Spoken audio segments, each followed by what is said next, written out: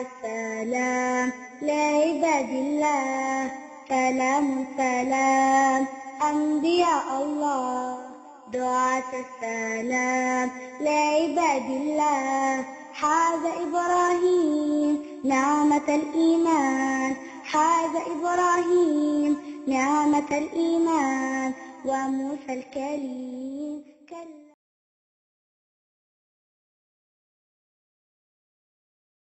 الحمد لله رب العالمين والصلاة والسلام على رسول الله وعلى آله وأصحابه ومن تبعهم بإحسان إلى يوم الدين. أمي الله سبحانه وتعالى تنكبر كنك نمن كسينا فيه أكاك كرام محمد صلى الله عليه وسلم أنك صدنه أنك صحابه أنما هم من تبرى أنك صحابه. أمي الله سبحانه وتعالى دلي ألا كان فرموك موت وركراني أكا صحابه. أمي أمبل من بين جلم فو mu sɔgɔli bana ni wagati na Sunna TV jabarani sanfɛ an b'a fɔ ko bismillah u ka kisa kɛnɛ kan u ka kisa min bɛ fɔ a ma qasasul anbiya'i n'o de ye nabi ɲumanw ka tarikhu o lakalali kɛnɛ o siratigɛ kan an n'an ka karamɔgɔcɛ de bɛ kisa in ɲɛnamaya ɲɔgɔn fɛ n'o de ye fadilatu sheikh Abdurrahim Isa Dante ka bɔ Maɲanbugu misiri min bɛ n'o de ye Masjidu Darou Rashad o alimamido ani a balimacɛ Modi Sila ka bɔ Musabugu. An bɛ kuma sɛbɛ ka taa ustaz ma ni folikan b'a bolo ka da lajɛlikɛlaw tulo kan an'o da lajɛlikɛlaw tulo kan. Assalamu alaikum wa rahmatullahi wa barakatuh ustaz. Wa alaikum assalam wa rahmatullahi wa barakatuh. Ustaz Modi an b'i fo ka cɛsiri la kosɛbɛ. An bɛ lajɛlikɛla bɛɛ lajɛlen fɛnɛ fo sigiyɔrɔw la ni silamɛya foli ye ka fɔ ko bisimila an ka kɛnɛ mandi kan a ɲini masa Taala fɛ Ala k'an bɛ sɔgɔba ma fɔta kɛta ŋaniyata bɛɛ lajɛlen na inshallah. Alhamdulillah an balimaw aw yɛrɛ b'a dɔn cogo min na an bɛ Ala ka cɛba min ka kɛnɛ kan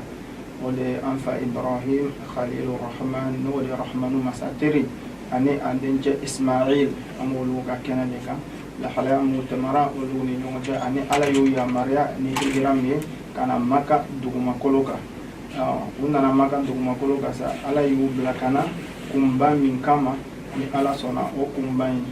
ustaz bɛ ɲɛ da don o la k'o walawala an ye inshallah o lahalaya mun bɔra an fa Ibrahim ka lahalaya la ani Ismail ka lahalaya la fo ka taa se lahalaya wɛrɛ mun bɔra la ustaz bɛ n'o da an tulo kan. Ustaz assalamu alaikum wa rahmatullah. Wa alaikum salam. Ustaz Modi y'a fɔ cogoya min na a bɛ ten an ka sigi tɛmɛnenw kɔnɔ hakili la an ye walawalali kɛ kosɛbɛ Ismaila n'a bamuso ka kibaruya la Maka jamana kan ani relation mun tɛmɛna o ni kabila wɛrɛ cɛ n'o de ye Juruhumu ye olu mun n'o bɔra Yamani jamana kan ka sigi ka fara o kan an y'a faamuya k'a fɔ Ibrahima sisan kɔni a denkɛ Ismaila a ye arabukan fɔli daminɛ ka sanga ni kabila min sigila ka fara o kan o kɔnɔ fɛnɛ Zamzam ji poyila cogoya minnu na kumana o kan an tun bɛ ka base Bukhari ka lakali sen kan kɛrɛnkɛrɛn bolo ma Ibn Abbas bɛ hadisa min lakali hadisa janba don hadisa nin kɔnɔ a tun ma i da don Qissatu Zabe n'o de ye kantigɛ Ismaila ka kantigɛli a ma ɲɛfɔli ko o kɔnɔ o de y'a to an jɔla o yɔrɔ kan ka fɛsɛfɛsɛli kɛ kosɛbɛ halisa Bukhari ka lakali sen fɛ a ye da don point belebeleba dɔ la o point belebeleba min b'a la ni an bɛ jɔ o yɔrɔ la bi o de ye k'a fɔ thumma labisa anhum ma shaa a y'a yira k'a fɔ Ibrahima ka laada tun ye mun ye wagati ni wagati a bɛna bɔ a zurula ninnu na n'o de ye Hajara ni a denkɛ Ismaila ye a ka nali sen fɛ siɲɛ dɔ la o kɔnɔ k'a nana Ismaila sɔrɔ yirisun dɔ jukɔrɔ Ismaila tun bɛ yirisun dɔ jukɔrɔ a bɛ ka kala lɛsɛ kala min bɛ kɛ ka kɔnɔ wala a bɛ ka flash lɛsɛ kala min a bɛ k'o lɛsɛ ani yirisun jukɔrɔ tumana min na ni Ibrahim alayhi salam a nana denkɛ sɔrɔ cogoya min na denkɛ yɛrɛ fana ɲa sera ka da a fa kan yɔrɔ min na dɔrɔn a sera ka wuli ka i toro a fa kan o ye ɲɔgɔn embrasser a ye foliw kɛ ɲɔgɔn na sa i n'a fɔ den ni fa bɛ mun kɛ ɲɔgɔn na o tɛmɛnen kɔfɛ sa Ibrahim alayhi salam a y'a fɔ a denkɛ ye sa ko n tɛ Ala a ye yamaruya n ka ni zeni visite kɔnɔ n'o de nana bɔli min kɛ aw ye nana bɔ aw ye nka laɲini wɛrɛ fana bɛ n ka nali kɔnɔ kosɛbɛ n'o de ala ka yamaruya kan ye ko n ka a ka so jɔ a ka so jɔ a bɛna fɔ sisan i yɛrɛ y'a fɔ cogoya min na laɲini ba min bɛ ninnu ka installation na nin yɔrɔ nin na Ibrahim alayhi salam a bɛna o de daminɛ sisan ni masa taala ka yamaruyali ye ko tuma min na a ye nin fɔ a ko Ismail a denkɛ a ko a ma ko yala i bɛna ne dɛmɛ nin baara nin na wa a fa y'a ɲininka yala i bɛna n dɛmɛ wala nin baara nin na wa a ko naam u'inuka min n'i dɛmɛ baara nin na o kɛra ko Ibrahima ko la ko fa inna Allah amarani an abniya hahuna beitan ko n tigɛ Ala ye yamaruya ko n ka jɔli kɛ nin yɔrɔ nin na so dɔ la. Ustaz afwan ɲininkali fitinin i b'a dɔn tuma caman anw fɛ yan kosɛbɛ ni mago b'i den na dɔrɔn i b'a wele de mubasharatan ni kɛ kosɛbɛ mais nin yɔrɔ in na i ka kuma na an fa Ibrahim a ye idunu ɲini Ismail fɛ i bɛ se ka ladilikan fitinin jumɛn d'a ma nin yɔrɔ in na. an y'o de fɔ alisilamɛya ye ladabu diinɛ de ye tiɲɛ don den ni masaya mɔgɔ masa i t'a fɔ ko i ka juru b'i masa la parce que a y'a seko k'i ye nka o bɛɛ kɔnɔ alisilamɛya b'a kanu ladabu ka to aw ni ɲɔgɔn cɛ o de kosɔn i y'a fɔ cogoya min na hadisa y'a la qualité sigati su'al wa tu'inuni i bɛ n dɛmɛ wa i bɛna n dɛmɛ nin baara nin na wa Ismail ko a ma ko effectivement n b'i dɛmɛ kɛ n b'i dɛmɛ donc a sɔrɔla ka yirali k'a la donc nin kɔnɔ k'a fɔ tiɲɛ don hali ni den ye mɔgɔ ye i k'a kɛ bi tawadɔ ye ni kumakan ma jiginni ye ka ani mumin ka kɛrama yira la kosɛbɛ voilà donc ni famille min sigila o kan tuma caman bɛ taa sɔrɔ basigi ni respect bɛ to ni ɲɔgɔn cɛ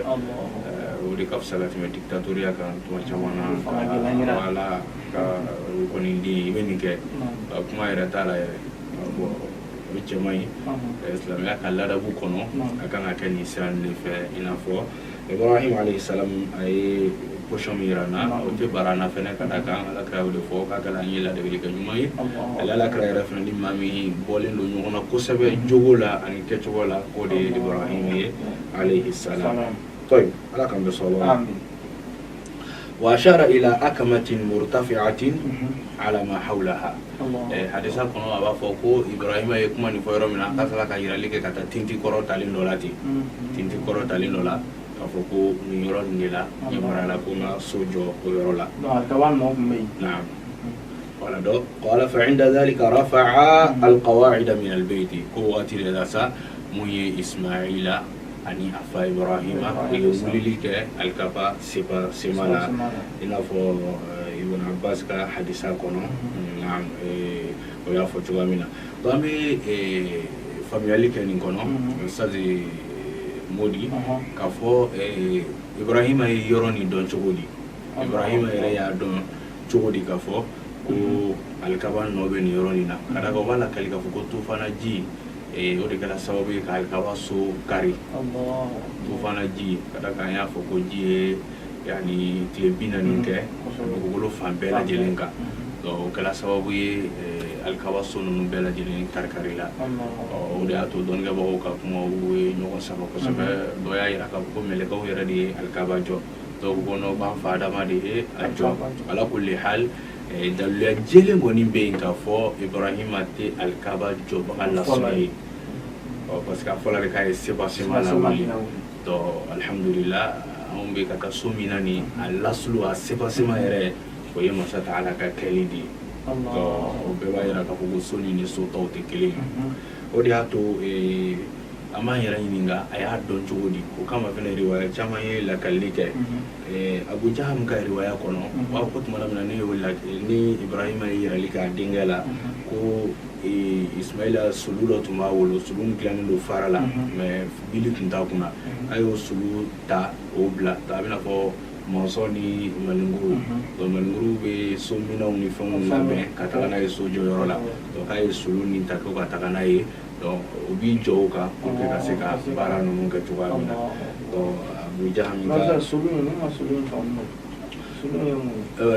b'a fɔ ko Ismaila tun ka saga mara sulu de don donc ay sulu ni ta ka gere al kabala donc go yere de manay sojo tola to amu o famia riwaya abu jaham ka riwaya la hal satuguni ama yere yininga aya don chugudi riwaya wara fa bil kalike ka foko anna allah awha ila ibrahim an ittabi'a as-sakina wa Allah subhanahu wa ta'ala wahyu ci ibrahim ma kaka tugu kabano ko kaka kabano ko sui to la uluba ira ka foko kabano dori nana ko ala yara de agi na kabano dori nana kabla sanfe to kala ko kaka tugu kabano ko ibrahim to la be ka kabano ni sui fo kabano ni nana si yoro dola asila yoro minadro asila ka du ko parenti ka seba sema ira ibrahim ala do iro ya la wa foko asasa adam al awwal adamu ye yoro sima fola min jo ka joka to ba ira ni ruwan na ko adam ye al-kawajo hadisu wala ya lakali do hadisu ali inda at-tabari wal hakim ulu fana ya fo ni tuwa kelin la fana ka fo ko Allah subhanahu wa ta'ala e kabano do rici o kabano ni tum misali abi na fo kungulu o kabano ni fana kuma kan bola kono ako ibrahim ma ya ibrahim ibni ala dhilli o joli ke ni suma hakaya joli ke ola wala sari ka wono be sanfe asuma be duguma suma hakaya ni de ko di ibrahim ay joli ke ka be o ma do fene o di bena fene al kapasi basima foloka don no bela jele riwayatu ye mumba irana ka fo o Allah subhanahu wa ta'ala de yiralike ibrahim ala o masa ta'ala o di fene fa qur'an ko no wa iz bawa'na li ibrahim makana al bayt an la tushrik bi shay'a wa tahhir bayti lit ta'ifina wal 'akifina wal qa'imina wal ruk'i sujud do ko alakra ko sumalike ko tumana mina na yeyalike bayyana li ibrahim na yeyalike ibrahim ala walma ay qoryalike annabi ibrahim ala alayhi salam makan albayt alkaban nola allah alkaba yoro ayu ujira ibrahim ala ayali ala sisa asolaka jolike ambo de fere famia alquran aya kono suratul baqara la Allah subhanahu wa ta'ala fo wa iz alakra kusmalike imondu yede yarfa'u ibrahimul qawa'ida tumamina ni ibrahima be ka lawlike alkaba silhila wali ajosina wali ma asba semana wala ko kusmalike wala do wati temena ibrahima na dinge o ye jolike alkaba seba sema wala qorotalike alkaba seba semala wa ismail rabbana taqabbal minna barani katot min wala Allah waira laka fuku al-islamiyya barabaw ni be ka ke bi ka joya ira lala en même temps iba a belen da ka do wati fene ka tala fala bi be so ba ma fene iga haju gelonga do law tumi ka ala ka yamara kan waliya en même temps be ka do ko ire rabbana taqabbal minna innaka antas samiul alim fikra do fene be ni la ustaz mo ni ka fo yani التفكير يعني الاهتمام بقبول العمل اعظم من العمل نفسه dari sari mo ka base ita haminga ke bara yare mileli yimolo o de ka bonga teme ka base ka ke bara yare ka bara joga chinya ka so wala anga haminga na sabe bara ala gamle no sa sungalo ika ihtimam ke ni ala ni sungalo ni mileli masha Allah wallahi hiji flen di ala ni hiji ni mileli o de kan boye duskuna ka teme wala wala ma ka teme yani hiji yare kaliga wala do o islamia barabe do nunu yo misali anyone irana o be kala ka baraka o yo be kam fo taqabbal minna azam sila ni gala tamna aba ira ka subhanahu wala do wala mu'min ka gi hagi to ni na ko sebe fana ba irana islamia baraji mo mani ba ke ko sebe ka do cha ya wala ka do cha ya watila ina fo ibrahim alayhi salam akala wa exam man baye ala kramontu ni sallallahu alaihi wasallam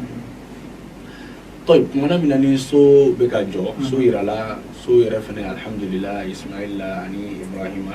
وي سوني جوينا فو مسا تعالى يا اني او فچوا منا ودو چما فو دو ما دا دو كلمه ما ربنا انت قال وجعلنا مسلمين لك انك اسلام كولين فلاي جون كولين فلاي يا الله سبحانه وتعالى ومن ذريتنا انا انظر له انا بنظر له من بوانا يقولوا فنك جون كولولي يه يه ذريتنا أمة مسلمة لك kan zurlaw fana kɛ manto kololen ye ka da kan an mana zurla mun olu fana bɛna kɛ manto de magan bɛ cogo di bi cɛzira yɛrɛ kɔnɔ la lajɛ bi jama ka ca dɛ donc ninnu bɛɛ lajɛlen nasuluw bɔla yani Ibrahima ninnu la ani kabila minnu sigila ka fara wa i n'a fɔ an da bɛna se kabila ninnu yɛrɛ position ma Ibrahima zurlaw bɛ côté minnu na ani minnu sigila ka fara wa ni buraɲɛw tɛmɛna ni ɲɔgɔn cɛ ani furu komandi ani furuɲɔgɔnyaw tɛmɛna minnu ni ɲɔgɔn cɛ na donc mais Oustaz ni ye cɛkɔrɔba ka kuma ni a lajɛ i bɛ tuma bɛɛ a dugawu kɛ tɔ a ma ɲina kɔ effectivement Oustaz Modi i b'o de faamuya depuis an ye Ibrahima ka kow daminɛ zurla ko tun ka bɔ a ma dɛ kosɛbɛ ne yɛrɛ n'o jateminɛ zurla ko tun ka bɔ a mana dugawu kɛ wa min zurriyati zurla ko tun ka bɔ a ma kosɛbɛ a ye kuma dɔ fɔ ko arina manasikana i ka yirali k'an na manasikana yani an ka bato kɛcogoya la n'o de ye hiji ye soni yɛrɛ bɛna jɔ ko min kama fɛn dɔw de bɛna k'a yɔrɔ la i b'o yira an na i k'o fana yira an na ala bato kɛcogo wala wala hiji yɛrɛ kɛcogo i k'o yira an na ka da kan hiji bɛ k'ale la tɔwafu bɛ k'ale la ani ala ye fɛn mun ɲini depuis o wagati ninnu na k'i ka yirali kɛ an na o la donc sisan mɔgɔ man ka ala bato ta i kun fɛ ijtihadu tɛ an balima dɔw tun bɛ ka seli sisan ni o ka jamana kan ye donc bato tɛ ijtihadu ye o non bato ye tawfiqi de yani tawqifi fɛ a yela cogoya min na a bɛ nati o cogoya de la i b'a kɛ ka bɛn o de ma donc fɛn tɛ k'a fɔ ko i bɛ hakilina don a kɔnɔ walima i b'i ka cɛsiri donc cɛsiri tɛ ɲini mɔgɔ fɛ o la donc an bɛ o fana faamuya nin na وتب علينا إكتوبي من أيه إنك إكتوبي يا الله سبحانه وتعالى أنت التواب الرحيم يتوبي من المساء حين المساء يدعو وركتبني ربنا وابعث فيهم رسولا منهم أنت على إكتشيلك نونو إكتشيلك فيهم يعني يسقي بغولا رسولا جينا يتلو عليهم من بكلانغوكا من بكوانديا mun bɛ ala ka siraw yira o la mun b'o bila e Allah subhanahu wa ta'ala ka sira normal kan donc a ma ɲina mankaw kɔ a ma ɲina alikaba sigibaw kɔ fosi de la mɔgɔ mɔgɔ sigila a b'an yɛrɛ dugukolo kan Ibrahima ye dugawu kɛ a bɛɛ lajɛlen ye général Ustazi Modi i n'a fɔ cogoya min na an bɛ a faamuya k'a fɔ Ibrahima alayhi salam dugawu tun ka d'a ye kosɛbɛ kosɛbɛ kɛrɛnkɛrɛn bolo ma an filɛ nin ka ka dugawu belebeleba minnu mɛn a ye nin dugawu ninnu kɛ alikaba jɔli la tuma min na ni alikaba jɔla ka ban nin cogoya nin na annabi Ibrahima alayhi salam a ye ɲamariyakan filanan n'o ye Allah subhanahu wa ta'ala ka ɲamarikan ye a ye o baara kɛ n'o de ye al-adhan ka welewelemada kɛ ani ka ɲɛfɔli kɛ mɔgɔw ɲɛna soni yɛrɛ jɔkun na ka da déjà an y'a faamuya k'a fɔ kabila dɔw tun bɛ yen mais o tun tɛ qasdi ka da ko ala y'a yira la k'a fɔ ko baligh k'a fɔ nin ne ka so ye mun jɔla hadamaden bɛɛ kama ne sɔrɔ dumanba de don nin yɔrɔ nin na ala sɔrɔ ka di a yɔrɔ la kosɛbɛ ka tɛmɛ yɔrɔ wɛrɛw kan a ye nin fɔ mun kɛlen Ibrahima ko est ce que ne mankan bɛna se bɛɛ ma ale jɔyɔrɔ la ni mankan se al-Imam al-Qurtubi ale b'a la kala ka tafsir kan cogoya min na k'ala ko a ma baligh yani kul wa alayya al-iblagh e k'a fɔ dɔrɔn a se mɔgɔw ma a laseli o bɛ ne kan e k'a fɔ a laseli bɛ ne Allah subhanahu wa ta'ala kan ala y'o de fɔ wa adhin fi an-nas bil hajj ya'tuka rijala wa ala kulli damirin ya'tina min kulli fajjin amik